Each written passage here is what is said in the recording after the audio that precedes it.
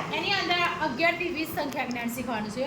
હવે આપણે એની અંદર 10 ની અંદર આપણે કેટલા ઉમેરીએ તો 11 થાય, કેટલા ઉમેરીએ તો 12 થાય, કેટલા ઉમેરીએ તો 13 થાય, કેટલા ઉમેરીએ તો 14 થાય. એવી રીતે આપણે સંખ્યા જ્ઞાન શીખવાનું છે. આપણે પ્રવૃત્તિથી શીખવાનું છે. હવે 10 અને વત્તા તો 10 વત્તા 1 બરાબર કેટલા થાય 11. 10 વત્તા 1 બરાબર 11. ચલો 10 વત્તા 2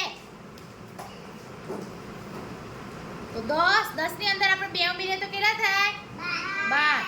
10 વત્તા 2 બરાબર 12. ચલો 10 વત્તા 3 તો 10 ની અંદર 3 ઉમેરીએ તો 10 ના 3 13. સરસ. ચલો 10 વત્તા 4 તો 10 ની અંદર આપણે 4 ઉમેરીએ તો કેટલા થાય 14. ચલો 10 વત્તા 5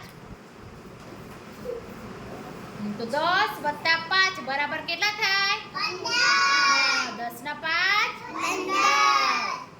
ચલો 10 વત્તા 6 તો 10 ની અંદર આપણે 6 ઉમેરીએ તો કેટલા થાય 16. સરસ. ચલો 10 વત્તા 7 તો 10 ના 7 કેટલા થાય 17. ચલો 10 વત્તા 8 તો 10 ની અંદર આપણે 8 ઉમેરીએ તો કેટલા થાય 10 ના 8 18.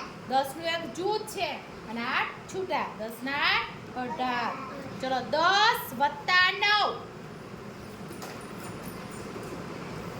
તો 10 ના 9 કેટલા થાય 10 ના 9 19. 10 વત્તા 9 બરાબર 19.